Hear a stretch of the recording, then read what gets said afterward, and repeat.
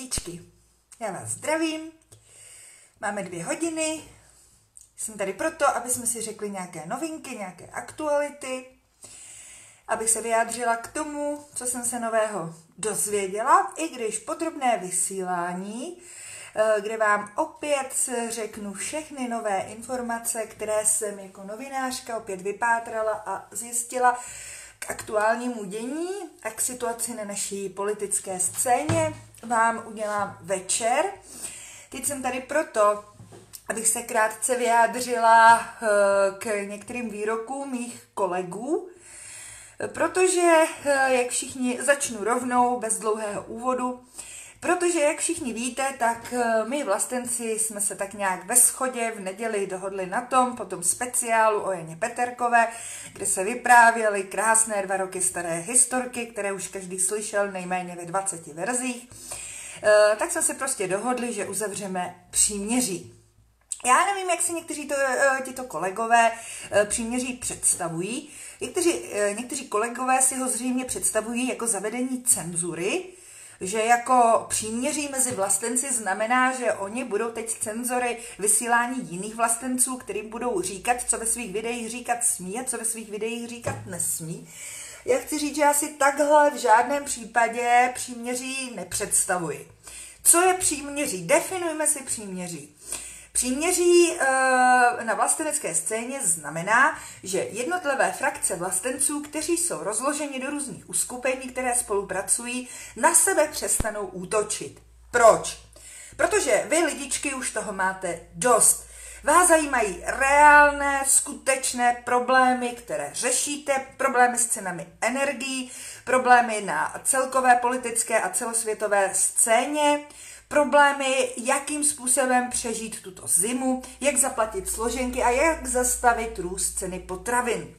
Vyřešíte skutečné problémy a napadání se vlastenců mezi sebou vás prostě nebaví, vás to otravuje, vy to nesnášíte. Ta zpětná vazba ke speciálu o Janě Peterkové byla i na stránce, která tento pořad vysílala. Vy jste tam psali, že už vás to nebaví, že odcházíte, že to nechcete poslouchat a proto bylo uzavřeno příměří.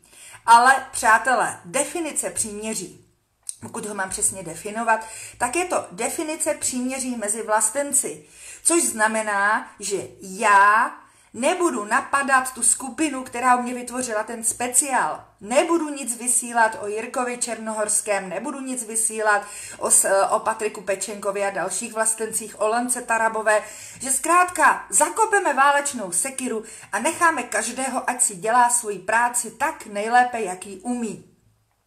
To si myslím, že je definice příměří, myslím si, že je to výzva vás lidiček, aby jsme toho nechali a myslím, že to všichni můžeme dodržet. A já mohu garantovat, že to dodržím.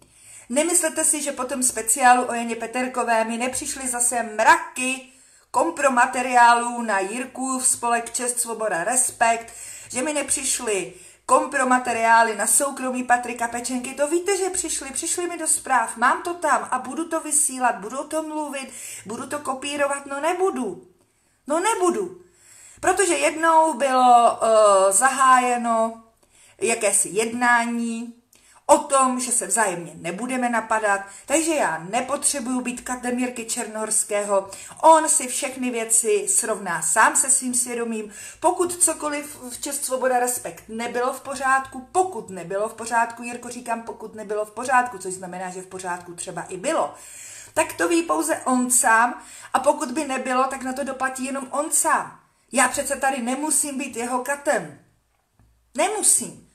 Já nic zkrátka zveřejňovat nebudu na někoho útočit, protože vy lidičky to nemáte rádi a chcete, aby mezi vlastenci vlastně panoval mír, protože vy řešíte skutečné problémy a nezajímá vás toto věčné handrkování a já to chápu.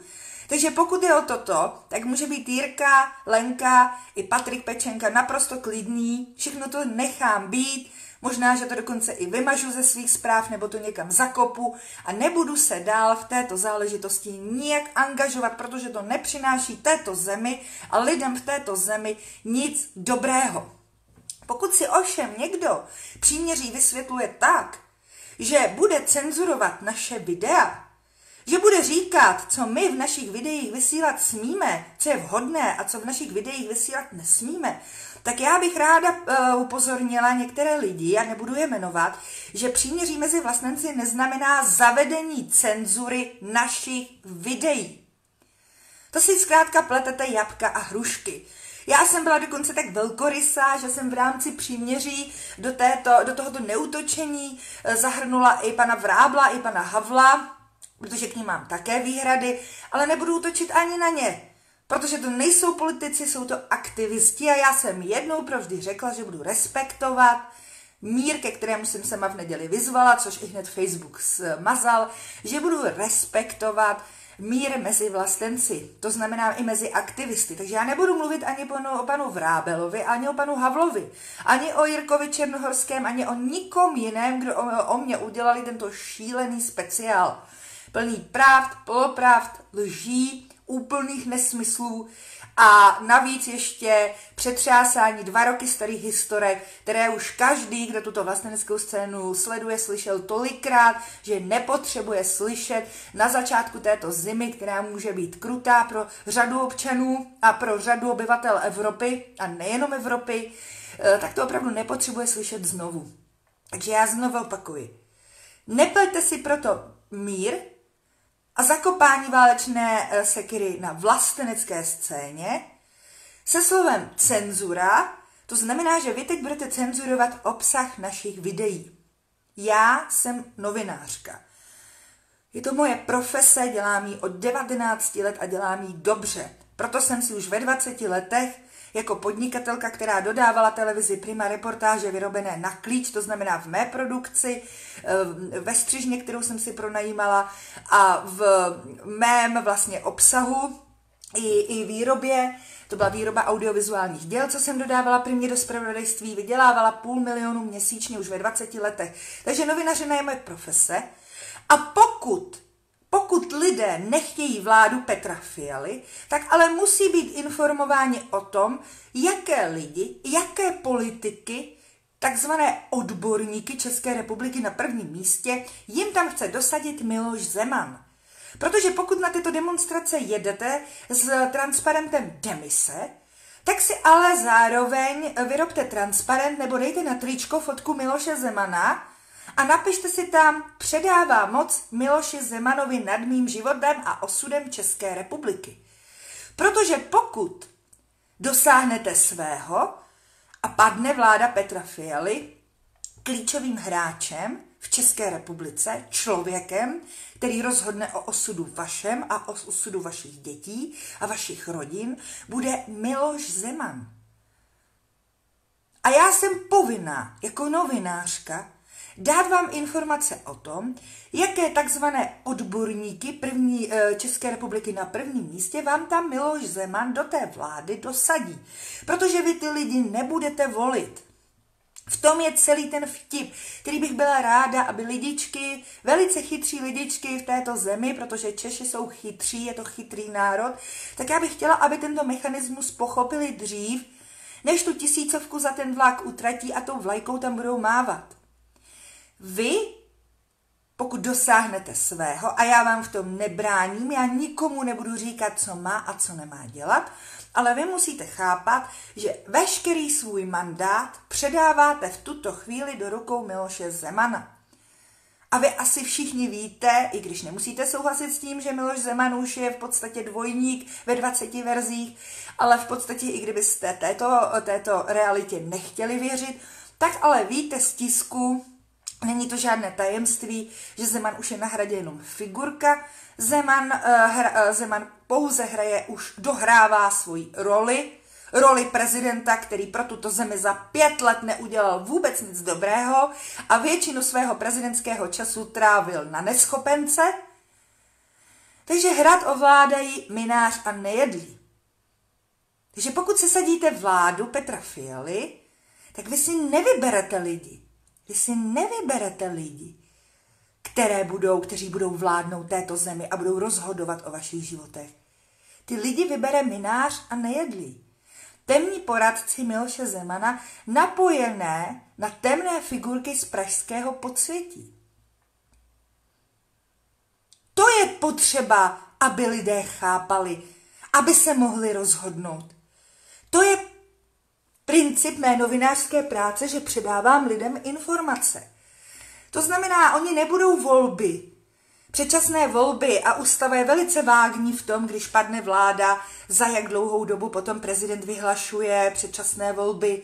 Tuto zemi, jako byla vláda Jiřího Rusnoka a další úřednické vlády Miloše Zemana, tak tento mechanismus si Miloš Zeman chce zopakovat ještě 2 měsíce předtím, než se navždy konečně odebere do propadliště dějin. Tak ty poslední 2 měsíce chce tady ještě uzmout moc v tomto státě prostřednictvím svých poradců a ty lidi do té vlády vám dosadit. Vy si je nebudete vybírat. Českou republiku bude přes největší krizi od konce druhé světové vlády kormidlovat a řídit tým Nejedlý minář a další temné síly napojené na Pražský hrad bez vaší volby. To je potřeba, aby každý, kdo si schoval tu 1000 na cesty z Ostravy nebo z Ústí nad Labem do Prahy, aby to věděl, aby byl o tom informován. Protože ti takzvaní odborníci, které vám Česká republika na prvním místě chce dosadit, které má tady na svém krásném profilu Česká republika na prvním místě, to nejsou žádní vlastenci, to nejsou lidé jako Jirka Černohorský nebo Lenka Tarabová. To nejsou lidi, kteří jako vy jezdí MHD a oblékají se v C&A nebo v Primarku. To jsou prostě protřelí političtí šíbři, kteří schovají na ten pátek své drahé Mercedesy, Bavoráky, Bentley a Lamba v garáži, obleky od Versaceho dají do svých skříní a půjčí si nějaké oblečení od svého služebnictva a výjimečně jednou za svůj život si buď sednou do tramvaje, anebo si objednají taxíka a půjdou tam v laciných svetrech předstírat, že jsou normální lidi. Ale to normální lidi nejsou. Podívejte se, kdo bude třeba váš budoucí ministr zemědělství, pan Zdeněk Jandejsek, který je odborník této vlády. Tak je to člověk, který se angažoval v jedné neziskové organizaci a 20 soukromých firmách. Tyto subjekty mají se státem od roku 2016 celkem 362 smluv v celkové výši 1 miliardu korun. No, to není žádný obyčejný člověk. Pokud se státem uzavřel 362 smluv v celkové výši 1 miliardu korun, tak musí mít na určité lidi v tom státu kontakty a budeť by je také neměl. Když tento člověk sponzoruje prostřednictvím svých firem ANO, sponzoruje ANO a sponzoruje znova ANO a ještě sponzoruje také Trikoloru. Tomuhle člověku se v kuloárech a tisk ho nazývá Malým Babišem. Byl prezidentem agrární komory v době vlády Andreje Babiše a v té době se agrární komoře říkalo prodloužená ruka Agrofertu.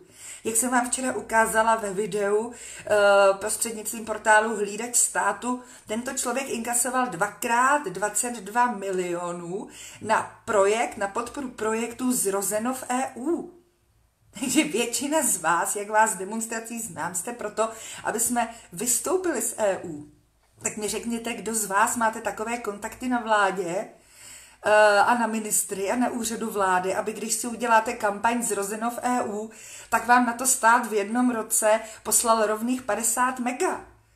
Kdo z vás máte takové kontakty ve vládě, abyste se státem uzavřeli 326 smluv, za které byste inkasovali 1 miliardu korun?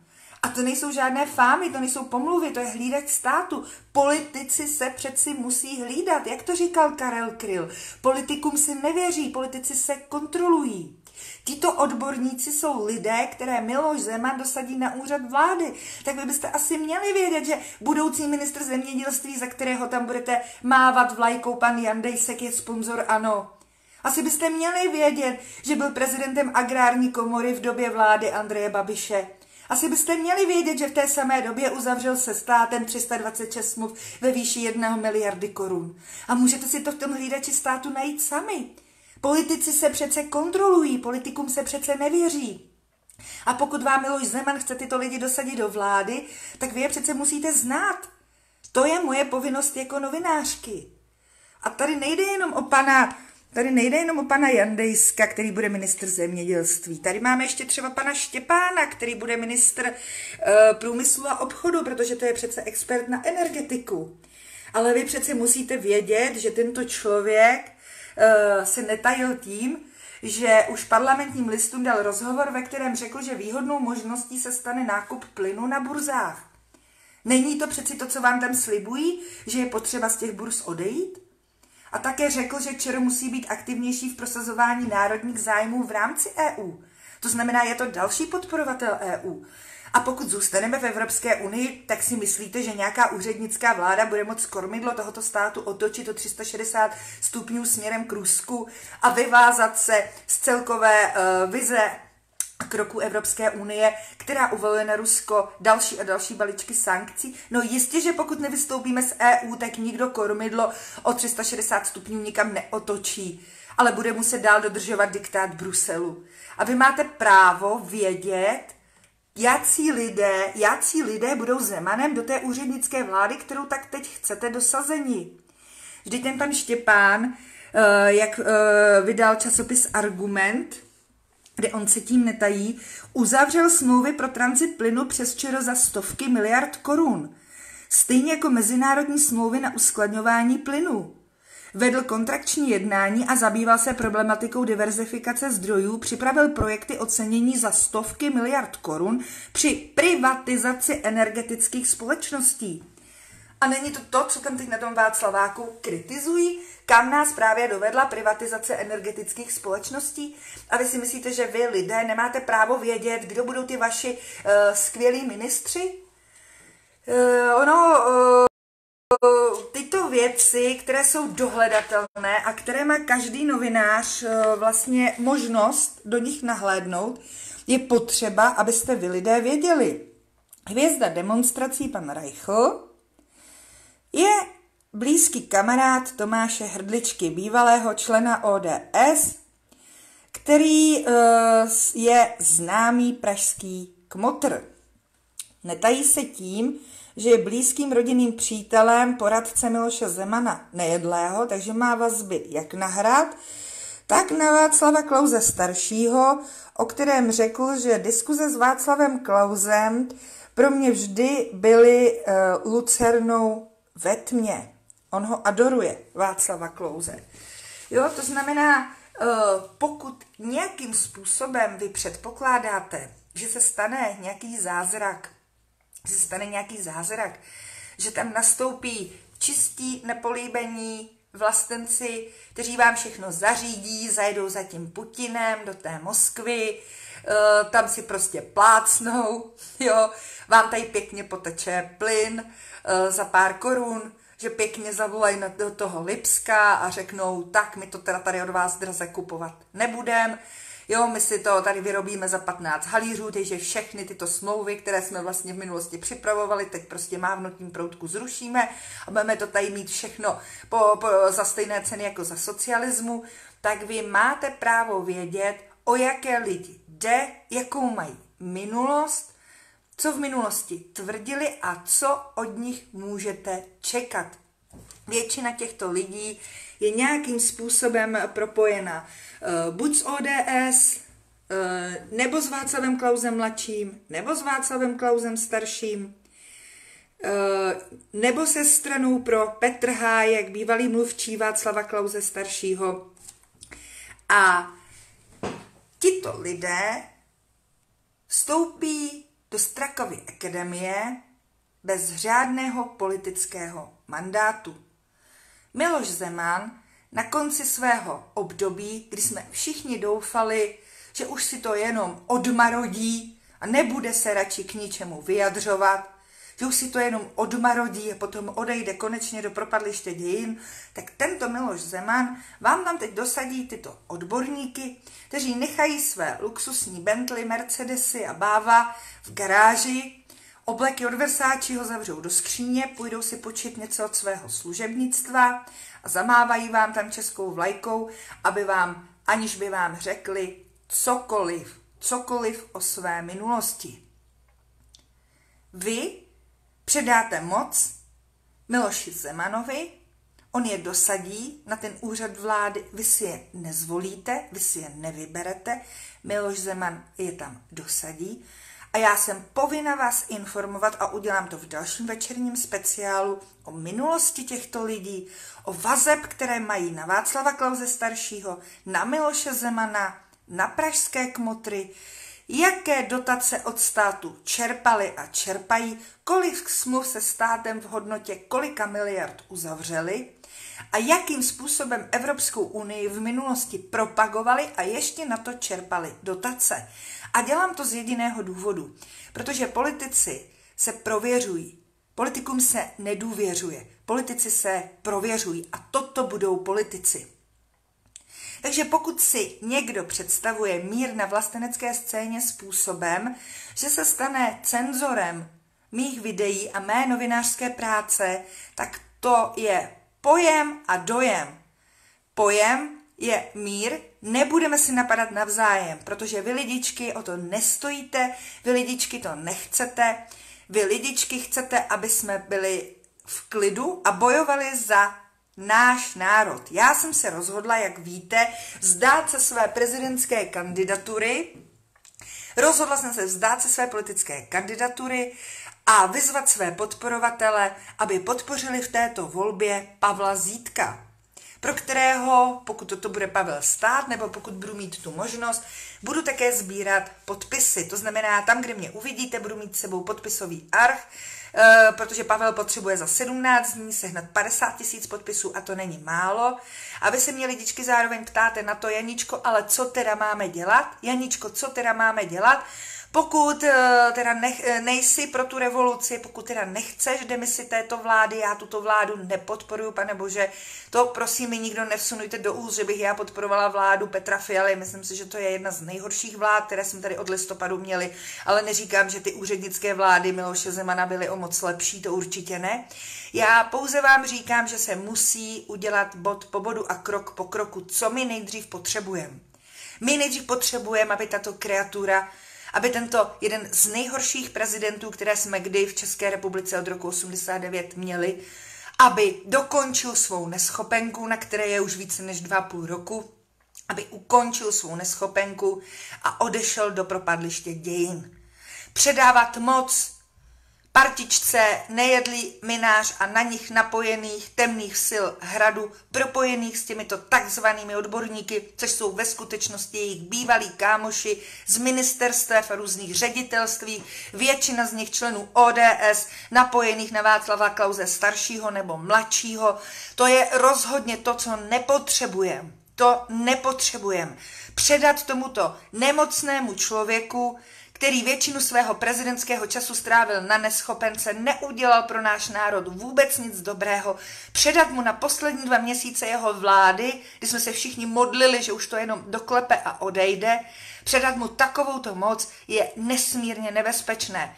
Může přijít obrovský chaos, může nastat, podívejte se, co udělala oranžová revoluce s Ukrajinou, chaos, rozpad struktur, obrovská korupce, protože přesně tak se to stalo po oranžové revoluci na Ukrajině, že ty úřady a ministerstva obsadili takovýto podivní, pochybní, pofiderní podnikatelé, obrovská korupce, která zachvátí celou zemi, občanská válka, posléze konflikt celosvětového rozměru.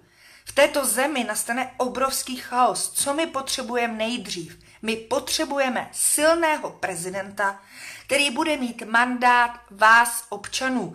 Prezidenta, kterého si sami zvolíme. Pokud do toho dáme hodně sil, úsilí, zamakáme těch 17 dní, může být mezi kandidáty Pavel Zítko.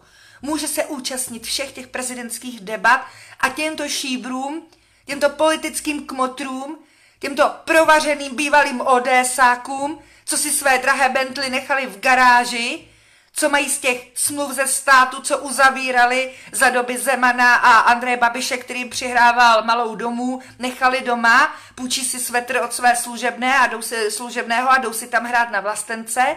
To my nepotřebujeme. My potřebujeme silného prezidenta, kterého vy si zvolíte. Pokud na tom teď všichni zamakáme, každý z nás si ten podpisový arch pro Pavla Zítka na jeho webu stáhne a sebere na něj dostatek podpisů, tak těch 50 000 podpisů za těch 17 dní dáme. Vždy to je kolem 4 000 podpisů na den a já věřím, že nás budou 10 000, co to budou sbírat. Vyberete si silného prezidenta, kterému dáte mandát, který konečně bude mít mandát většiny národa. Z Pražského hradu se stáhnou temné síly napojené na Jedlého a Mináře a tento prezident se silným mandátem pak může vládu odvolat, protože vy v něj budete mít důvěru a budete vědět, že vám na ty ministerstva nepošle staré ODSácké kmotry a šíbry převlečené do nových kabátů hrajících si na vlastence. To je bod A. Vždyť ta prezidentská volba je za dveřmi. Vždyť to ani neoslavíme Vánoce a bum, je tady volba prezidenta. A tento náš zvolený prezident, na kterém teď společně můžeme zamakat, aby to byl třeba Pavel Zítko nebo někdo, kdo je přijatelný pro většinu národa a komu dáme důvěru, nám pak tu vládu může odvolat. A budeme v něj moci mít důvěru. Budeme vědět, že nám na tam ministerstva nepošle bývalé ODSáky, napojené na pražské kmotry a přes další osoby na globalisty, kteří chtějí zničit tuto zemi. To je bod číslo 1. Nejdřív potřebujeme, aby Miloš Zeman odešel do propadliště dějin a zlé síly z hradu přestaly mít tu moc dosadit své lidi na vládu. Náš nově zvolený prezident, kterému dáme důvěru, a pokud se teď do toho pustíme a zamakáme, třeba ten Pavla Zítka dostaneme, nebo jiného přijatelného prezidenta pro nás, pro probuzený národ, a tomuto člověku pak můžeme dát důvěru, že když tu vládu odvolá, tak na ta ministerstva nenakráčejí bývalí ODSáci převlečení v novém kabátě. Pro boha, teď výměnu ODS za ODS teď přece nepotřebujeme. Většina těch takzvaných odborníků jsou bývalí členové ODS, kteří akorát převlíkli kabát. My přece nepotřebujeme teď, aby nám Miloš Zeman ve spolupráci s Klausem starším udělal výměnu jedné ODS za druhou ODS. Tohle všechno musí odejít. Tenhle ten vyhnilý, schnilý rybník se musí vypustit. Kapři si sami svůj rybník nevypustí, ale Pavel Zítko nebo jiný přijatelný pro vás prezident jim ho prostě vypustí. Tyhle staré struktury, Zeman, Klaus, ODS, to musí spadnout do propadliště dějin. Teď proč se nebudeme dělat puč, aby jsme vyměnili novou ODS za starou ODS. To nemá smysl. ODS je mafiánská strana a každý, kdo měl v této straně kdy moc, je navázaný na různé podivné figurky, stejně jako Nejedlý a Minář. Tenhle ten prohnilý rybník se musí prostě vypustit. To už nepotřebujeme. Musí skončit. Žádnou moc Klausovi staršímu, ani Miloši Zemanovi, ani těmto lidem už dávat nepotřebujeme. Musí skončit. My musíme teď udělat všechno pro to, aby prezidentskou volbu vyhrál Pavel Zítko nebo jiný pro vás důvěryhodný silný prezident, který nám jmenuje, který nám odvolá vládu, ale jmenuje nám až do předčasných voleb takové odborníky, na které se budeme moci spolehnout, že konečně udělají pro náš národ něco dobrého. To poslední, co teď na sklonku vlády Miloše Zemana potřebujeme, je puč bývalé ODS proti nové frakci ODS. To nepotřebujeme, to nemá žádný smysl. Já doufám, že tomu každý rozumí. A moc bych ráda vyzvala vlastence, aby si nepletli mír a příměří a zakopání sekery na vlastenecké scéně s tím, že se stanete cenzory našich videí a obsahu našich videí. Já jako novinářka mám právo představit lidem prostřednictvím hlídače států a jiných veřejných zdrojů, za koho se vlastně chystají utratit tu 1000, co si připravili na vlak, a za koho se tam chystají mávat českou vlajkou. Je potřeba, aby lidé tyto informace měli. Zakopání válečné sekery znamená, že já nebudu zveřejňovat ty nekonečné podklady, co mi chodí na čest, svoboda, respekt Jirky Černohorského. To je jeho věc. Jestli má Jirka svědomí čisté, tak si bude ten spolek, tak si existenci toho spolku obhájí sám, na to nepotřebuje mě. Jestli tam k něčemu došlo, tak se to stejně zveřejní, na to nemusím být jeho katem já. To je součást, ani zprávy o Patriku Pečenkovi z jeho soukromí nemusím nikde vytahovat, co mi teď naposílali lidi během toho sobotního speciálu. To je příměří na vlastenecké frontě, že na sebe nebudeme útočit. Všimněte si, že jsem tak velkorysá, že jsem do toho zahrnula i pana Vrábla a pana Havla. Jsou taky aktivisti, na ně taky neútočím. Ale já jsem novinářka a lidé v této zemi mají právo, protože představte si, vy miliardáři, co máte se státem uzavřené smlouvy za miliardy a dostáváte 50 milionů na vaše projekty zrozeno v EU, že, pane Jandejsek, a teď si tam hrajete na vlastence v šumtělým svetru, tak vy, různí Jandejskové a Noveský a Reichlové a podobní, byste si měli uvědomit, že pro některé lidi před výplatou ta cesta do Prahy už je třeba finanční zátěž, že to dají, a než to utratí, tu 1000, se kterou mohli koupit dětem boty, nebo s nimi oslavit hezký Halloween, tak než to za vás utratí, tak musí pro Boha vědět, co vy jste za lidi. Aby jste věděli, že víceméně vyměníme pouze jednu frakci ODS za druhou frakci ODS a lidé mají právo to vědět. To není nic proti tomu, že my vlastenci na sebe nebudeme útočit. To já dodržím, to já dodržuju, válečná sekera je zakopána, žádný speciál o spolku Čest, svoboda, respekt nechystám a věřím, že to dodrží i ostatní. Tak lidičky, večer nás ještě čeká další video, kde se podíváme na všechny ty nové ministry, projedeme si je na hlídači státu a na jiných zdrojích, aby jsme si v podstatě byli jistí tím, jestli tohleto chcete. Tohleto opravdu chcete? To uvidíme po 3. dílu mého speciálu o našich budoucích ministrech, co to je za prímové lidičky a vlastence v uvozovkách. Tak, já vás prosím, abyste pozdíleli toto video, Facebook mi to teď maže, pokud to dáte do skupin nebo na svůj profil, moc vás prosím, abyste mi do soukromé zprávy, každému z vás odpovím, poslali, jestli to video lze na vašem profilu přehrát, pokud se opět zase sekne a Facebook ho smaže, tak pak, když mi to dovolíte, ho nasdílím přes vaše profily, aby se to k lidičkám dostalo. Mám vás moc ráda, prosím sdílejte a večer 3. speciál o těch našich budoucích skvělých ministrech, které nám chce vybrat prezident Miloš Zeman. Hezký den, přátelé. Hezké odpoledne, je krásně, takže doufám, že po práci vyrazíte ven. A čekají nás prázdniny, podzimní prázdniny, takže si děti konečně odpočinou od školy a my od toho ranního vstávání a vytahování rozespaných z postýlek a nucení je, aby se nasnídali a pak zjistili jsme, že si třeba nepřipravili něco do školy a tak dále, takže si odpočinou děti i rodiče. Mějte se moc hezky, večer se uslyšíme. Krásný den a sdílejte prosím toto video a posílejte mi zpětné vazby, jestli na vašem profilu hraje do soukromých zpráv. Mám vás moc ráda, lidičky.